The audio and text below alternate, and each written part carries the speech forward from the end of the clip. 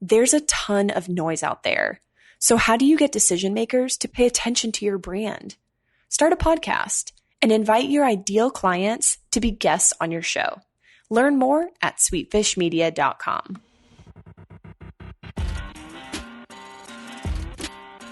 You're listening to the B2B Growth Show, a podcast dedicated to helping B2B executives achieve explosive growth. Whether you're looking for techniques and strategies or tools and resources, you've come to the right place. I'm James Carberry. And I'm Jonathan Green. Let's get into the show. Welcome back to the B2B Growth Show. We are here today with Kevin Hourigan. He is the president and CEO of Bayshore Solutions. Kevin, how you doing today? Oh, very good, James. Nice to talk to you today. Great to talk to you as well, Kevin. It's always nice to talk to folks that are right down the road from us. And so you just happened to, we just realized that you're about an hour and a half away from me here in Orlando. So we're going to be talking today, Kevin, about marketing automation, particularly around kind of the discovery work that needs to go into before you implement a marketing automation system, figuring out, okay, what questions do I need to ask? How do I need to go about this the right way before I even choose a vendor? Because there's a lot of discovery work that needs to happen. But before we dive into that with you, Kevin, I'd love for you to explain to our listeners just a little bit about Bayshore Solutions and what you and your team are up to over there. No, James, I appreciate that. Well, Bayshore Solutions is celebrating its 22nd anniversary in being in the digital advertising space. And so very early on, our company saw an opportunity to help companies grow by building their first website 22 years ago. And certainly have seen a significant amount of changes in the digital landscape in those 22 years.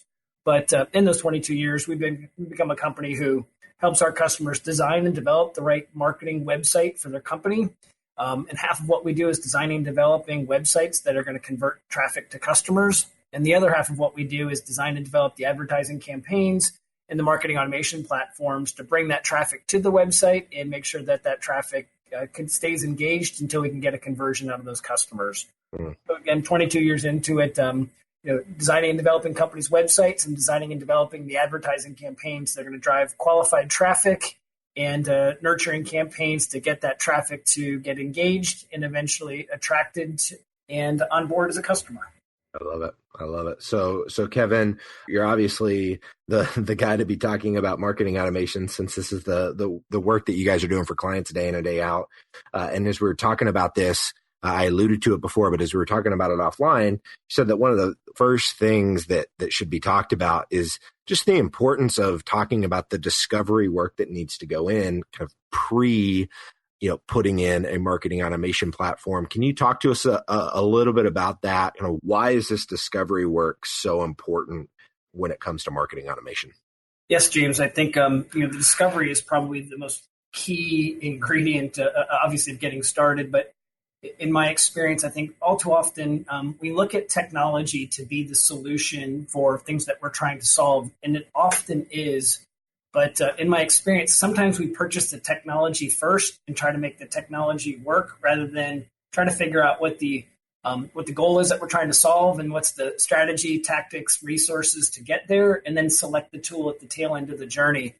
And in my experience in helping not only our own organization leverage marketing automation very successfully, but a significant number of customers that we do too, gathering the requirements to see how this particular industry, how any particular industry can leverage marketing automation. What is it that what's the client's journey? What's your prospective client's journey?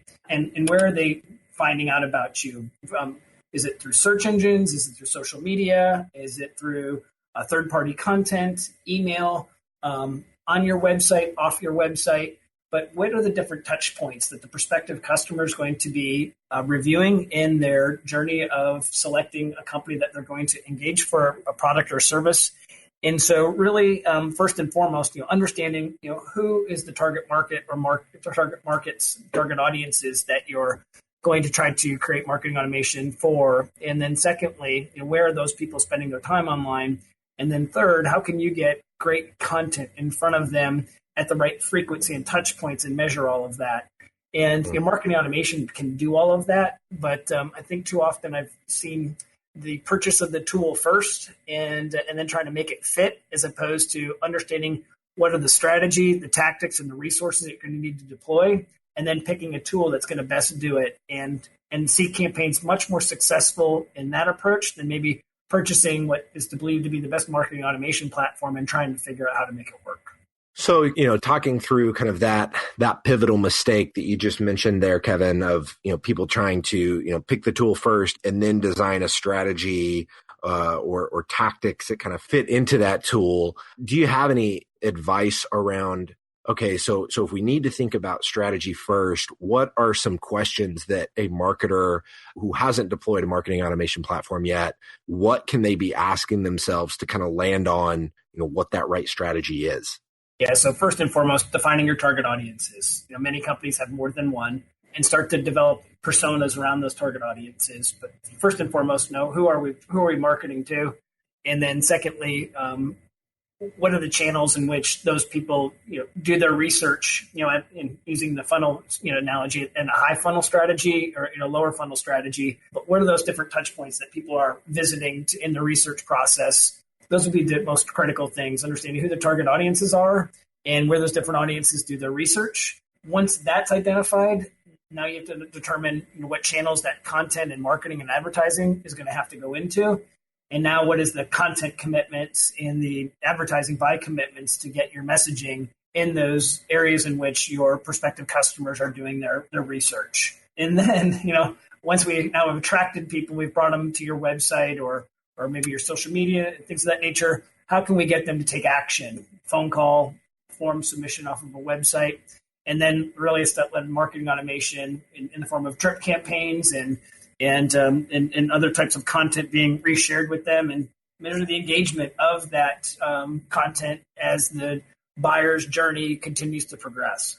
So Kevin, we've got a lot of B2B technology companies, marketing leaders at B2B tech companies that are listening to this.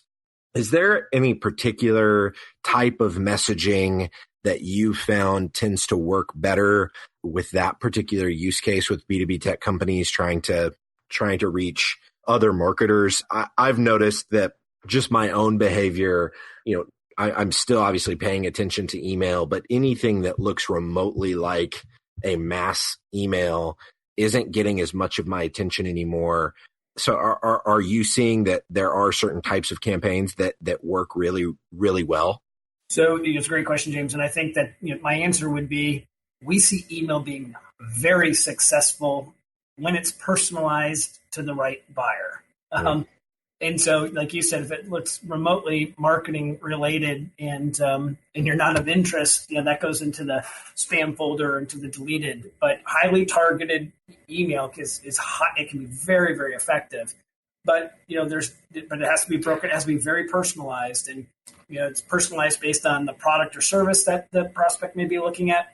It's personalized based on what stage they are in the research phase, at a high level, medium level, or ready to buy. It could be personalized based on gender, geography, things of that nature. But email can be highly effective if it can be read by the recipient as kind of a one-to-one impression and not a one to a bazillion. So that's where the personalization and creating personas and leveraging marketing automation to be able to send out a lot of content, but that content's broken up into many different campaigns based on, again, different products or services, different stages within the buy cycle, and other criteria that you want to make your content more unique to increase your open rates and your action levels. Got it. That makes perfect sense, Kevin. So before I close down the conversation today, would love to have any other thoughts you have around marketing automation. We're talking to B2B marketers here, so this is marketing automation is probably something that they're that's on their radar. If they haven't implemented it yet, they're at least thinking about it. Any words of advice or words of wisdom that you would give that you haven't already shared that we can talk about before I let you go today? Yeah, I appreciate that, James. I think the words of wisdom maybe just more on the levels of experience and leveraging marketing automation.